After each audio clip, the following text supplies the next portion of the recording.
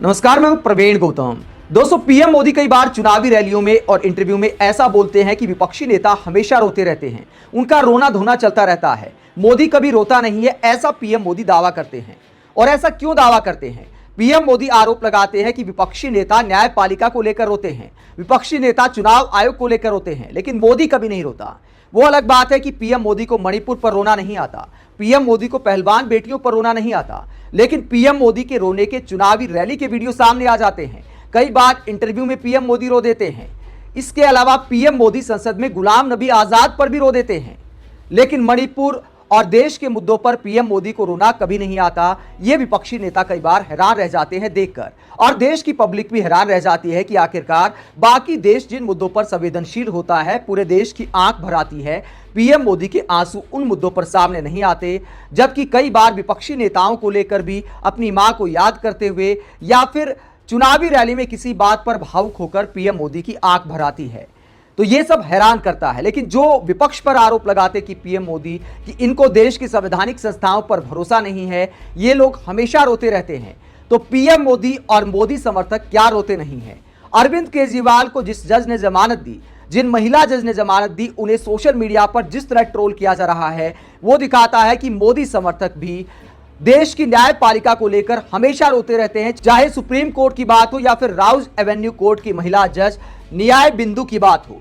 अरविंद केजरीवाल को न्याय बिंदु ने जमानत दी थी, उसके बाद मामला हाईकोर्ट में चला गया, ईडी हाईकोर्ट में चली गई, तो फिलहाल बेल पर स्टे लगा दिया है जब तक कि हाईकोर्ट में सुनवाई पूरी नहीं हो जाती। लेकिन महिला जज न्याय बिंदु की ट्रोलिंग शुरू हो गई है। आईटी सेल वाले पीछे पड़ गए हैं, मोदी समर्थक पीछे पड़ गए हैं, मोदी का परिवार लिखने वाले पीछे पड़ गए हैं। और किस तरह के ट्वीट दोस्तों किए जा रहे हैं, पहले आपको बताते हैं किन आधार पर न्याय बिंदु ने अरविंद केजरीवाल को जमानत दी थी। कोर्ट ने यह माना था कि ईडी बायस होकर कोई कार्रवाई कर रही है, ऐसा दिखाई देता है। स्पेशल जज न्याय बिंदु ने यह कहा था कि कोई डायरेक्ट एविडेंस नहीं मिला है कि जो क्राइम हुआ है उसके सीएम के साथ सीधे कोई लिंक दिखते हैं। इस तरह का अब तक कोई पुख्ता सबूत सामने नहीं आया है, और देश का संविधान यह कहता है कि किसी निर्दोष के साथ अन्याय नहीं होना चाहिए।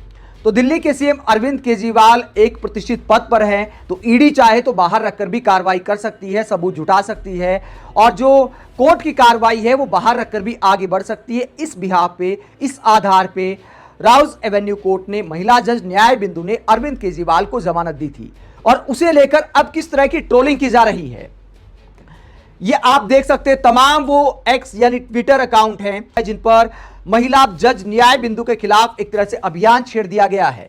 केजरीवाल के साथ फोटो लगाकर ट्रोल किया जा रहा है, और ये मेजर सुरेंद्र पुनिया, जैसे कि बीजेपी नेता मेजर सुरेंद्र पुनिया लिखते हैं, शुक्र है कसाब का केस इनके पास नहीं आया, वरना वो सुरक्षित वापस पाकिस्तान चला जाता। इस तरह से ट्रोल किया जा रहा है।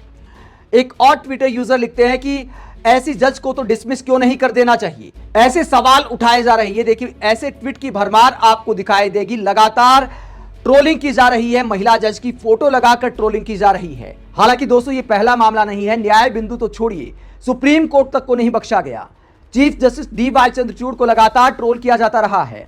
आपको याद होगा कि मोहम्मद जुबैर वाला मामला हो या इलेक्टोरल बॉन्ड की सुनवाई हो, तमाम फैसलों को लेकर सुप्रीम कोर्ट को भी मोदी समर्थकों ने जबरदस्त ट्रोल किया, जिसके बाद मुख्य न्यायाधीश डी.वाई. चंद्रचूड़ को भी बोलना पड़ा कि जिस तरह से ट्रोलिंग की जाती है वो देखकर मैं हैरान रह जाता हूं, लेकिन हमें अपना दिल थोड़ा बड़ा करने की जरूरत है।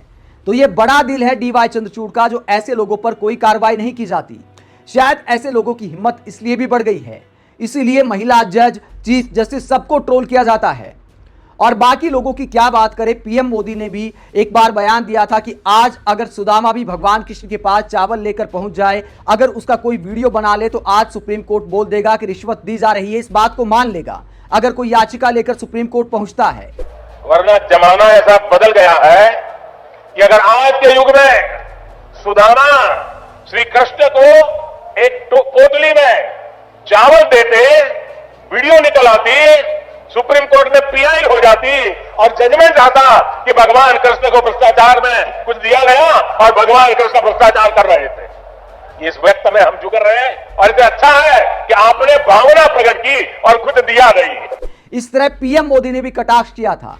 तो मोदी का परिवार लिखने वाले भी न्यायपालिका पर रोते हैं और खुद पीएम मोदी भी ऐसे बयान देते हैं। उसके बावजूद देश के प्रधानमंत्री विपक्षी नेताओं पर आरोप लगाते हैं कि देखिए ये लोग रोते रहते हैं न्यायपालिका को लेकर, चुनाव आयोग को लेकर। दोस्तों, महिला जज न्याय बिंदु को जब ट्रोल किया गया तो आम आदमी पार्टी के सांसद संजय सिंह ने मोदी समर्थकों पर कटाक्ष करते हुए क्या कहा, जरा देखिए।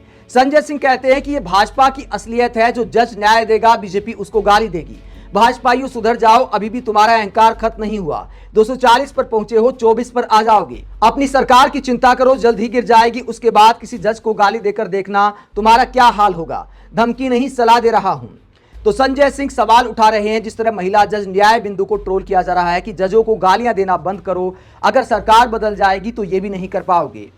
आप महिला जज न्याय बिंदु की ऐसी सोशल मीडिया ट्रोलिंग को लेकर क्या सोचते हैं? कमेंट बॉक्स में अपनी राय जरूर दें। अगर आप हमारी पत्रकारिता को पसंद करते हैं तो थैंक्स के जरिए आर्थिक सहयोग भी दे सकते हैं। इसके अलावा वीडियो को लाइक करें, चैनल को सब्सक्राइब करें। नमस्कार।